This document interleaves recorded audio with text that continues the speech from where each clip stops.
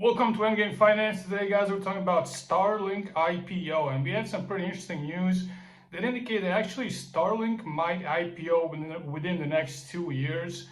And I'm covering this because this will probably be one of the biggest IPOs in the history. This thing will be hyped by Elon Musk so much. It will be hyped by his millions and millions of fans, if not a billion fan base of people that just really follow him avidly. However, I'm expecting this IPO to break every single record. It will probably take the company into the most overvalued territory ever.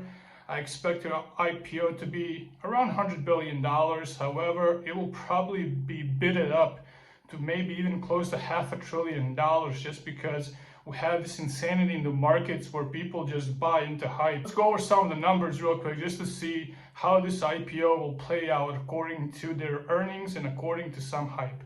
All number today's are estimates, so do not quote me on any of these.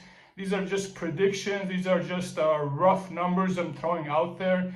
Starlink data is pretty secretive. They're not a public company, so no one really knows. We see in this article from CNBC by Michael Sheets, investing in SpaceX. Is SpaceX Starlink growing satellite internet market share or taking it? Now, we're just gonna look at the real interesting point here. Just over 2.5 years after SpaceX Starlink first rolled out its beta, the satellite internet company now has more than 1.5 million subscribers, guys. They have close to 4,000 satellites in orbit. It is estimated that those 4,000 satellites can service up to 8.4 million people. So once they close this gap, once they actually go to 8.4 million customers, that's most likely when Starlink will IPO first. SpaceX jumping from 1 million subscribers in December to over 1.5 million in 5 months later. So this is close to $1.5 to $2 billion in revenues from just these existing customers. Now, these are just estimates because Starlink is priced differently. In some countries like Brazil, I believe it's around $50. In the United States, around $120. For RVs, it has a different price, around $250. For ships, for aviation, it all has a different price. However, they have extensive costs. Each Starlink satellite could cost around $250,000 just to build. That does not include the launch. So this is extremely pricey. Building out 4,000 satellites costs around $1 billion. And costs even more to launch them. It costs approximately $70 million to launch a rocket into orbit to carry these satellites. Each rocket contains 50 satellites. This is $5.6 billion roughly just to launch 4,000 satellites.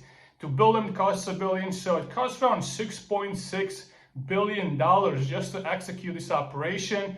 And they're only pulling in $1.5 to $2 billion annually, so they really need to scale their customer base quickly. SpaceX is basically just selling shares to raise this money. Elon Musk now has around 50% ownership of the company, so he's pretty much had to sell half of his stake in SpaceX just to launch this operation. Once Starlink is actually at full capacity, once they have 8.4 million subscribers, they will be pulling in around $10 billion annually in revenues. And I believe this is when they will IPO because it costs them $6.6 billion just to launch these first 4,000 satellites. They plan to launch additional 8,000 satellites. So it will be around $13 billion more just to launch their next second and third phase of Starlink satellites. And I don't think Elon Musk wants to dilute himself any further. So it makes sense for them to IPO and just to take this money from the IPO and use it to launch additional 8,000 satellites. If Starlink adds 2 million or 3 million or even 4 million users per year, they will reach their capacity within 1 to 3 years. If they reach it within a year, they will probably do an IPO next year.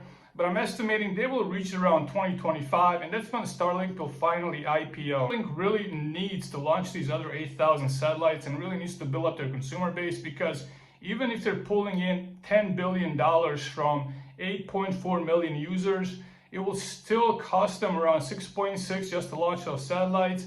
They also have 12,000 employees at SpaceX that are extremely highly paid. They have to do maintenance on these satellites, they have to do replacement of these satellites. So probably on that $10 billion in revenues, they'll probably pocket or net around $1 billion, if not a little bit more. So once the Starlink is IPO'd, he will remain around 35% owner of SpaceX, and he will probably have a lot more equity in Starlink. So that's it, guys. Just a quick update on the Starlink IPO date, which is happening within 2 years. Probably my estimate is 2025. However, if they subscribe 5 million customers within a year, then you can expect to see an IPO sometime even next summer possibly. However, that's it, guys, for now. If you guys have any comments, questions about Starlink IPO or any predictions, please let me know below in the comment section. Guys, like, subscribe, and share, and always have a great day.